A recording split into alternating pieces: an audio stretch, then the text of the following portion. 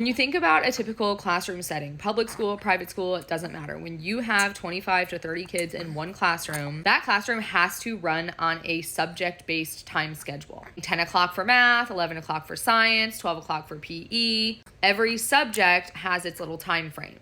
And that's a necessity. When you've got that many kids, it's the only way to make the schedule work, especially when you have to fit in lunch and PE, art, music, and you're sharing times with other classes, making sure everybody's able to get lunch. And the problem with these subject-based time blocks is that the kids just can't work at their own pace, right? So like if the math block starts at 10 o'clock a.m. and little Johnny finishes all his math work in 5 minutes, he can't just move on to science or language arts, right? He has to wait for the rest of the class to finish so that the teacher can start the next subject together as a class. So this is one thing that really took some getting used to when I started homeschooling, because I was so used to being a public school teacher and having these subject time blocks for everything. For me, having a schedule is what works. Like we do start science at 9:30, but I'm homeschooling and taking care of 4 kids, not 30. So if my oldest daughter finishes her reading assignment 20 minutes earlier than my scheduled block, she's moving on to the next subject. I'll have 2 kids at the table, my oldest moving on to the next subject. Let's say it's math, for example, and then my 5-year-old is still working on her kindergarten morning work.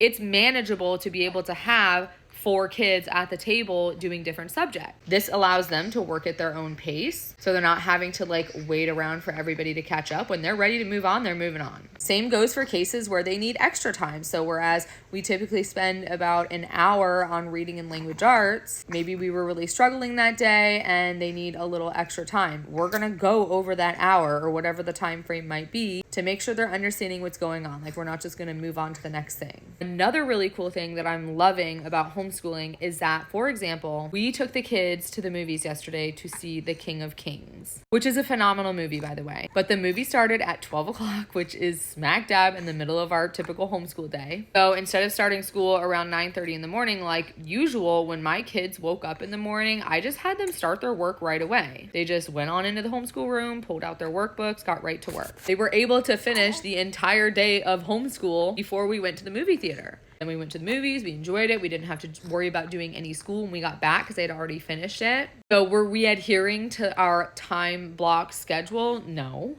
but they got the work done. I don't feel behind. Like it's not like we took a random day off, which that would have been an option as well. But the flexibility that we have with homeschooling is just unmatched. That's like the number one thing that veteran homeschooling families always talk about is like the flexibility, and you really don't know it until you're in it and you witness it for yourself.